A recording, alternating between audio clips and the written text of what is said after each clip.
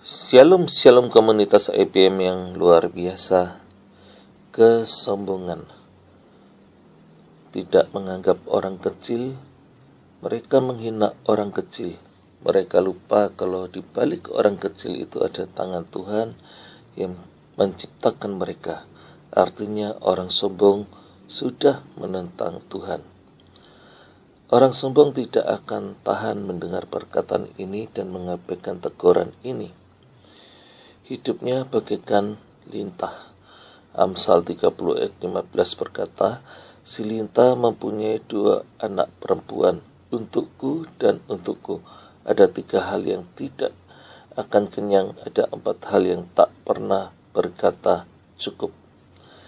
Lintah tidak pernah memberi, maunya meminta dan meminta.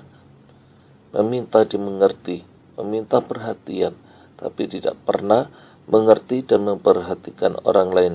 Fokusnya hanya diri sendiri, hanya mengasihi diri sendiri, merasa dirinya paling menderita dibandingkan dengan orang lain. Bila Anda memiliki karyawan untuk bekerja kepada Anda, pertanyaannya, apakah mereka bekerja dengan hati yang penuh cinta, atau hanya karena kewajiban karena mereka butuh uang Anda? Hal ini akan berpengaruh terhadap kualitas pekerjaan yang mereka hasilkan. Apabila dengan hati, maka bahasa hati Anda lah yang akan memberi perintah kepada mereka.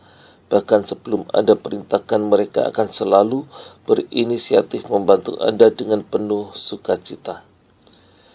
Apabila mereka bekerja hanya karena upah yang Anda berikan, mereka akan selalu bekerja ala kadarnya, sebatas yang Anda perintahkan. Kenapa demikian? Karena hati mereka bukan untuk Anda. Anda tidak pernah benar-benar mengasihi dan memperhatikan mereka, padahal itu adalah kebutuhan mereka sebagai manusia juga. Anda tidak mampu membeli hati mereka.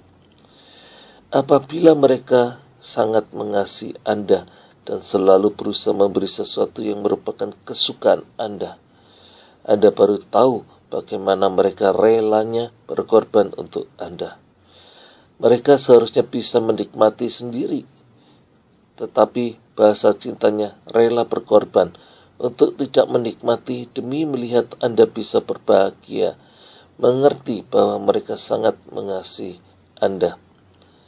Kadang mereka hanya punya makanan kecil dan itulah yang terenak yang mereka miliki, tetapi mereka berikan kepada Anda. Itulah bahasa cinta. Kasih itu rela berkorban. Kalau Anda berkata mengasihi, tetapi Anda tidak pernah rela berkorban, itu artinya kebohongan besar. Anda bukan pelaku firman. Anda hanya mengasihi diri sendiri.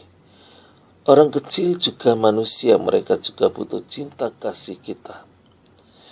Mereka butuh kepedulian kita. Sekecil apapun perhatian dan kasih kita, mereka akan simpan di dalam hati mereka. Kenapa banyak orang tidak puas dan kecewa? Itu karena hidup mereka hanya fokus pada dirinya sendiri, sehingga dia merasa bahwa hidupnya paling sengsara. Dia meminta semua orang harus memahami dirinya. Kata berbagi itu merupakan siksaan. Bagaimana mau berbagi untuk sendiri saja masih kurang? Coba Anda alihkan fokus hidupmu.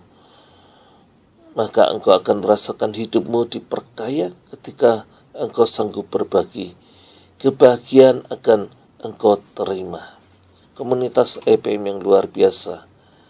Ada sepasang suami istri pendengar IPM yang sedang sakit cukup serius, yang mengharuskan 2-3 kali dalam seminggu cuci darah. Namanya Pak Alwi.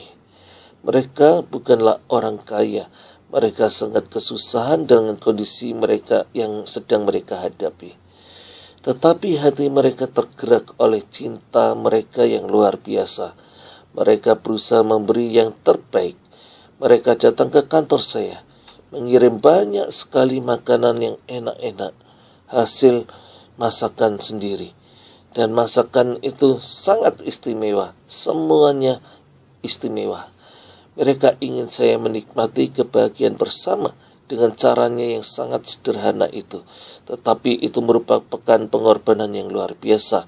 Karena di dalam kesesakan, di dalam ketidakberdayaan, di dalam kelemahan, di dalam kesakitannya, mereka menyediakan karena rasa cinta yang begitu besar.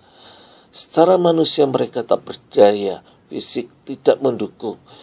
Tetapi kebahagiaan dan cintalah yang menggerakkan mereka mampu melakukannya. Itulah kekayaan sejati.